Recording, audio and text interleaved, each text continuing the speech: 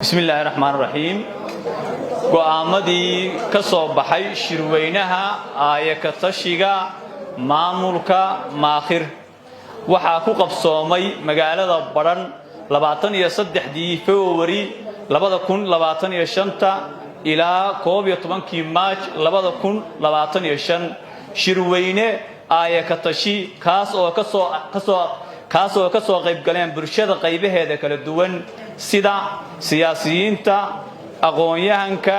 culimada dhalinyarada haweenka saxaafadda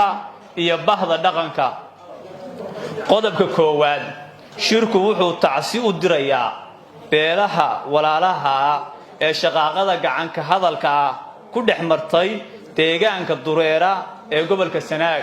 intii ku dhimatay Allah ha u naxariisto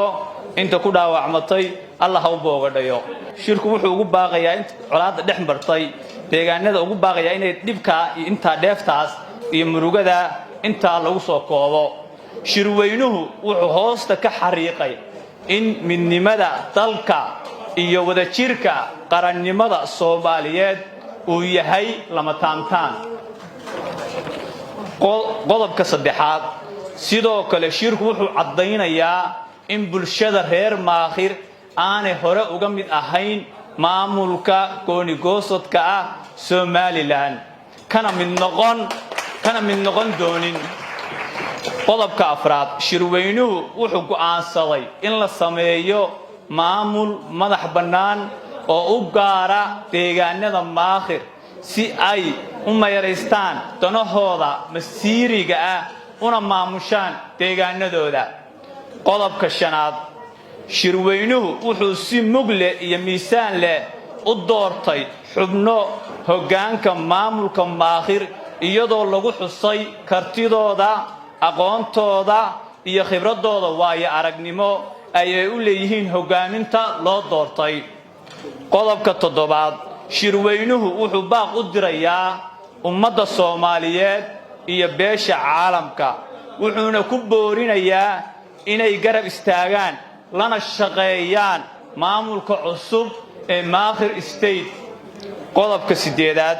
shirweynuhu wuxuu cadeynayaa inay ka mid tahay magaalada Ceergaabo deegaanada Maakhir ayna waajib tahay xoreynteedu iyo difaaceedu shirweynuhu wuxuu ka digayaa cid kasta oo ku hawlan faragelinta deegaanada Maakhir wuxuuna farayaa inay ka waantoobaan falalkaas qodobka sagaalaad shirweynuhu wuxuu u mahadcelinayaa qurba-joogta reer maakhir ee kala joogta daafaha dunida khaas ahaan jaaliyadda reer Mareykan oo qayb libaax leh ka qaatay qabsoomidda shirweynaha qodobka tobnaad sidoo kale shirku wuxuu u mahadcelinayaa dawladda federaalka ee Soomaaliya soona dhaweynaya maamul u sameynta maakhir qodobka 11aad ugu dambeyn